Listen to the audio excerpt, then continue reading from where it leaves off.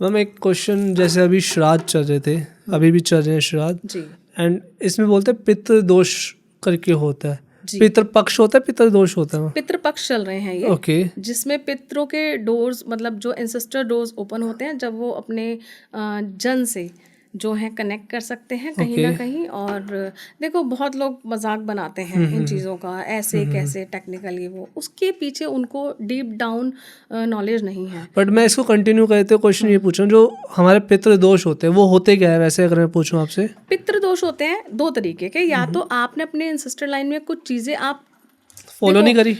Follow नहीं करी, नहीं जैसे अभी अपने इंसान अपने बच्चे को मांगता है ताकि हमें भी कोई याद करने वाला हो, तो या तो कहीं ना कहीं आपकी आने वाली जो जनरेशन है वो कनेक्ट नहीं कर रही उनसे या भूल चुकी है, तो पितृदोष क्रिएट हो गया। ओके। या फिर आप ही की लीनेज में पीछे किसी से कोई गड़बड़ हुई, कोई गलती हुई, या किसी को कर्स भी मिला, तो कर्स भी, जैसे हम अच्छी चीजें जेनेटिकली फॉरवर्ड करते हैं, पास ऑन करते हैं, तो गलत चीजें भी डेफिनेट उनका इम्पैक्ट भी आएगा। कहते हैं ना कि आपने सुना भी होगा कि माता पिता के कर्म बच्चे ज्यादा भुगतते हैं। क्यों बोला जाता है ये? अगर मान लो वो जल्दी चले गए तो उनकी सोल तो पे ऑफ करेगी, आने वाली जनरेशन पे भी वो बाहर आ गया, तो एंसेस्ट्रल हीलिंग वो एक सर्कल बन जाता है पूरा। यस, लूप बन जाता है। एंसेस्ट्रल हीलिंग मस्ट है। मैं ये कहती हूँ चाहे आपकी लाइफ में कोई इशू नहीं है, बट एंसेस्ट्रल हीलिंग ज़रूर कराएं। इससे क्या होता है, आपकी जो जनरेशन है वो कनेक्ट कर पाती है उनसे। और प्रॉब्लम क्या होती है, अगर मान लो फॉर एग्जांपल कोई एक्स बंदा है, उसके पिता से उसकी नहीं बनती थी या उसकी मदर से उसकी नहीं बनती थी, तो अब वो क्या है, वो अपने 3D वर्ड के हिसाब से उससे गुस्से में है। अब वो जैसे पितृपक्ष आएगा करेगा सब कुछ, लेकिन वही भावनाएं लेके करेगा। दैट इज़ कम्प्लीटली रॉन्ग, क्योंकि आप आने वाली जनरेशन को वही पेन, वही ट्रॉमा, वही सब चीज़ें दे रहे हो, है ना, कहीं ना कहीं एनर्जेटिकली। तो आपको, मेरा ऐसा मानना है, एंसेस्ट्रल हीलिंग प्लीज़, अभी ओपन भी है मेरे पास स्लॉट्स। तो आप क्या कहते हो उसमें मैम, एंसेस्ट्रल हीलिंग कैसे हेल्प एंसेस्ट्रल हीलिंग में करते हो? हम कुछ रिचुअल्स परफॉर्म करते हैं। ओके। वो कुछ स्पेसिफिक हमारी टर्मिनोलॉजी होती है जिसको हम यूज़ भी करते हैं, और उसके अंदर आपके एंसेस्टर्स तक कोई मैसेज हम वो भी पहुंचाते हैं।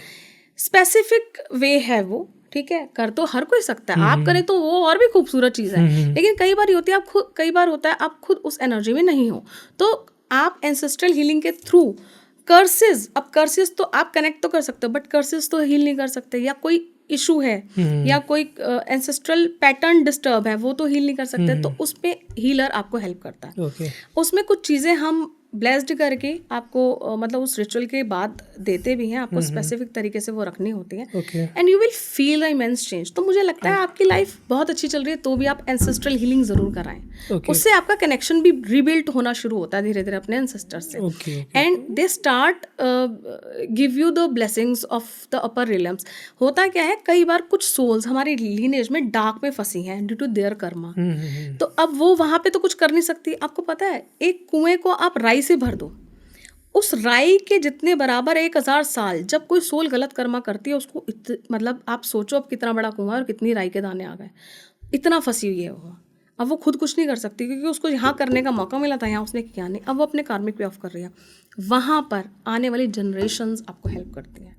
आप कुछ करो या मत करो, एंसेस्ट्रल हीलिंग ज़रूर कराओ, किसी से भी, जिससे भी आप कनेक्ट फील करते हो। मैं ये नहीं कह रही आप मुझसे कराओ, बट आप चाहते हो तो हम नंबर प्रोवाइड कर देंगे, एंड एंसेस्ट्रल हीलिंग ज़रूर ज़रूर ज़रूर ज़रूर कराएं। और आप एक चीज़ और बोलना चाहूँगी, अमावस्या वाले दिन और इनके थोड़े बेनिफिट बताओ, करवाने के बाद क्या आपको बेनिफिट फील होंगे? आपको पैटर्न्स हील होते हुए दिखेंगे, ब्लॉकेजेस नहीं दिखेंगी, आपको लगता होगा यार ये तो ना हमारे पीछे से ही चला आ रहा है पैटर्न। आप जैसे शादी नहीं हो रही तो किसी की भी नहीं हो रही, कोई 3 बच्चे हैं, 3 बच्चों में से एक बच्चा रह जाता तो सबका रह गया।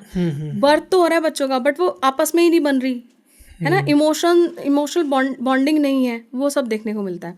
मैं यहाँ पे ये कहना चाह रही थी कि आप अमावस्या वाले दिन, क्योंकि ये अमावस्या पितृपक्ष की अमावस्या है। नॉर्मल डेज में हम जब एंसेस्ट्रल हीलिंग करते हैं तो वो टाइम टेकिंग प्रोसेस होता है, 6 महीने भी लग सकते हैं, 8 महीने, depend on the person and their lineage. इस टाइम पे वो कम से कम 100 गुना जल्दी काम करता है, ठीक है, क्योंकि डोर्स ओपन होते हैं, वाइल बहुत पतले होते हैं, and they can come and connect with us. इसलिए दूसरी चीज़ ये कि अमावस्या, पितृपक्ष की जो अमावस्या है, आप सभी लोगों को मैं बोलना चाहूँगी, आप शाम के टाइम अपने दरवाजे पे दीप ज़रूर जलाएं, पीपल पे दीपक जला करके उनको पानी ज़रूर दे के अपने गोत्र का नाम लेकर के ये सब ज़रूर करें एटलीस्ट। और सुबह के टाइम आप कुछ भी नहीं कर सकते तो आप जो खाना खाने के लिए बना रहे हो बिना प्याज और लहसुन का होना चाहिए, आप वही उनके नाम का निकाल के गाय को खिला दो तो भी मोर देन सफिशिएंट होता है। इट्स अबाउट लाइक दैट कि हमने अपने पूर्वजों को याद किया। Okay, they feel so satisfied कि हाँ हमारी जनरेशन हमसे कनेक्टेड है। अब इसमें कई लोग कहते हैं जी सोल का तो रीबर्थ हो गया, ये हो गया, रीबर्थ हो गया, लेकिन कोई कॉन्शियसनेस का कोई पार्ट है जो अभी भी कनेक्टेड है। और अगर रीबर्थ हो गया तो अच्छी बात है, लेकिन और भी तो, क्योंकि बहुत सारी लीनेज चलते हैं, एक पिता के 3 बच्चे हैं, 3 बच्चों के भी फिर आगे बच्चे हैं, तो कोई तो होगा जो कहीं फंसा है या किसी को हेल्प की ज़रूरत है आपकी। तो it's not about that particular soul, या आपके सिर्फ पिताजी की बात नहीं, उनसे पीछे भी बहुत कुछ चला आ रहा है। Yes, whole family tree. Okay, जिसको भी करवाना है भाई please contact miss Pooja Gulati ma'am. Thank you so much भाई एंड तक देखने के लिए। अगर ऐसी और क्लिप्स चाहिए ना तो भाई सब्सक्राइब करो जाम विद जाम क्लिप्स को।